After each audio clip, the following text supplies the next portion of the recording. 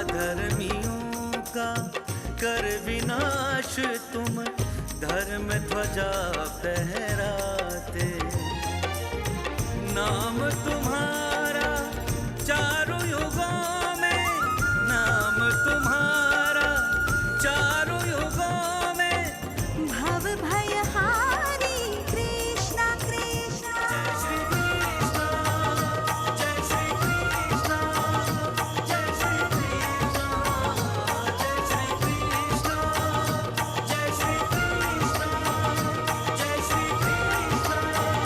जय श्री कृष्ण, जय श्री कृष्ण।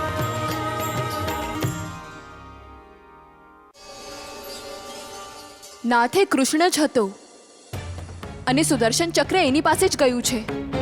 એ પરમેશ્વર છે સ્વામી. કૃષ્ણ પરમેશ્વર છે. કૃષ્ણ એક કુંવાળ છે રાણી. એને આટલું મહત્વ દેવાની કોઈ આવશ્યકતા નથી. ગરુડના ભયથી હું અવશ્ય અહીંયા આવીને સંતાઈ ગયો છું, પરંતુ કૃષ્ણ મને ભયભીત નથી કરી રહ્યો રાણીઓ. પરંતુ કૃષ્ણ મારાથી ભયભીત થવો જોઈએ. એવું નહીં કહો સ્વામી. આપ પણ જાણો છો સ્વામી, ગરુડ કોનું વાહન છે? અને એ આપણને ફરીથી ત્રસ્ત કરી શકે છે. એ તો થશે જ. ગરુડ સ્વયંના સ્વામી યશોદાનંદનને મળવા આવશે અને પછી ગરુડદેવ,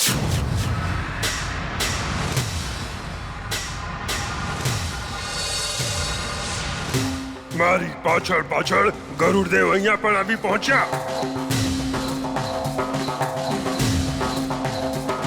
કાળિયા, શું વિચારીને અહીંયા સંતાયો છે કે હું તને શોધી નહીં શકું? હવે હું તને અહીંયાથી જવાનો અવસર નહીં આપું. મારી તમારી સાથે કોઈ શત્રુતા નથી ગરુડદેવ.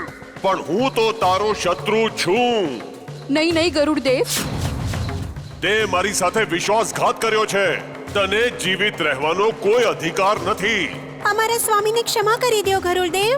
અપરાધીને અપરાધનો દંડ મળવો જ જોઈએ. આજ તો પ્રભુની બનાવેલી સૃષ્ટિનો સર્વમાન્ય સર્વસંમત નિયમ છે. હવે હું શાંતિથી જીવવા માંગુ છું ગરુડદેવ. પરંતુ જ્યાં સુધી તારો વિનાશ નહીં થાય, હું શાંત નહીં થાઉં. કાળિયા, કાળિયા,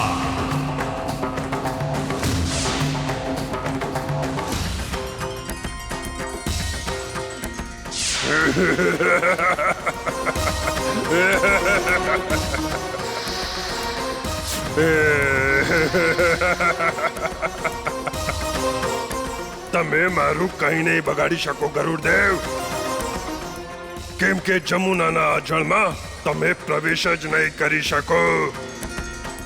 તમને એક સિદ્ધ ઋષિએ શ્રાપ આપ્યો હતો.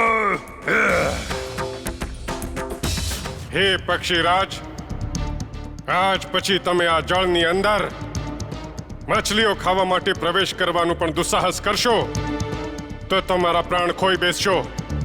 આ મારો શ્રાપ છે તમને.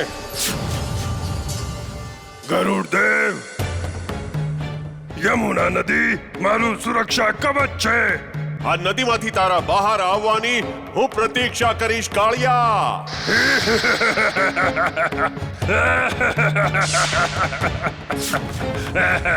રાણીઓ, આપણે અહીંયા પૂરી રીતે સુરક્ષિત છીએ.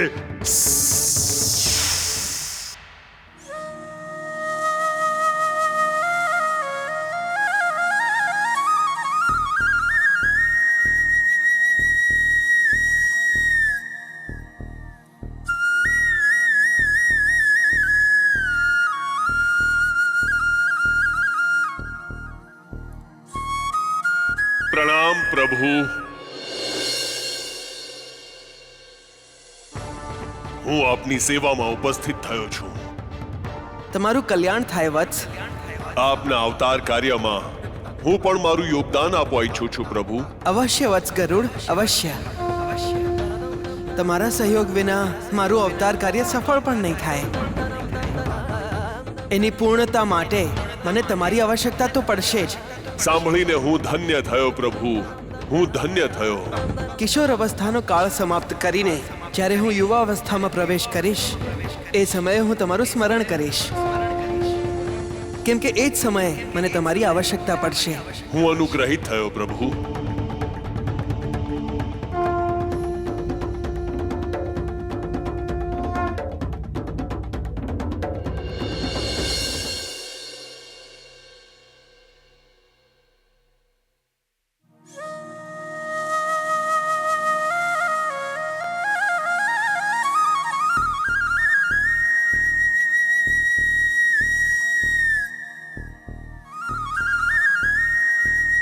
પેલો રહ્યો કૃષ્ણ.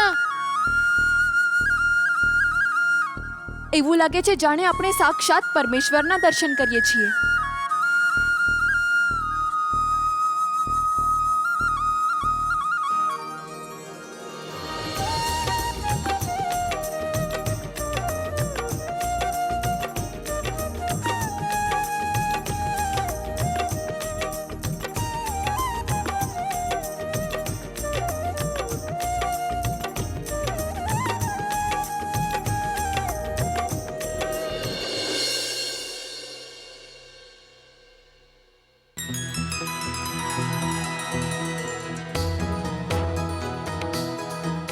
કાન્હા વાંસળી કેમ બંધ કરી? મારી ઈચ્છા તો પછી અમારી ઈચ્છાનું શું થશે? તો પછી લો, વગાડો વાંસળી. કાન્હા, અમારે તમારી વાંસળી સાંભળવી છે. પરંતુ મારે તમારામાંથી કોઈને પણ વાંસળી નથી સંભળાવી, સમજ્યા? બહુ જ નટખટ છો તમે. મને ઊંધો જવાબ આપો છો. તમે શું મથુરાની મહારાણી છો? અમારું જ માખણ ચોરીને તું મોટો થયો છે અને અમને જ ના પાડે છે.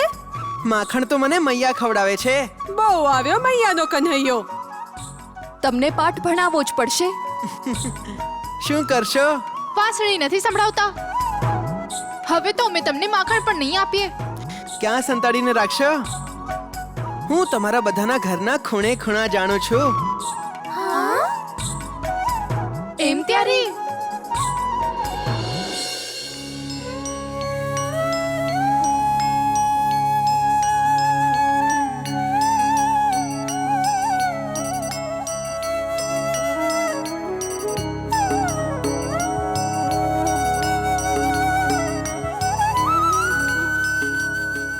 હવે ક્યાં જાઓ છો આપ?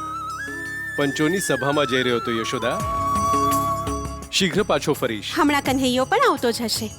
યદિ આપ બંને સાથે બેસીને ભોજન કરી લ્યો તો મારા માટે પણ સારું રહેશે. હું પણ સંતુષ્ટ થઈ જઈશ. નંદરાયજી, નંદરાયજી.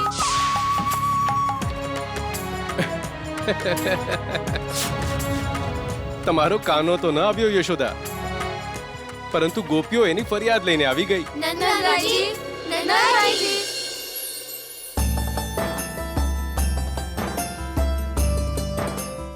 શું વાત છે? કેમ પોકારો છો? નંદરાણીજી, તમે બહુ જ ભોળા બનો છો. તમને ખબર છે તમારા લાડ પ્રેમથી કાન્હો ઉદ્દંડ થઈ ગયો છે.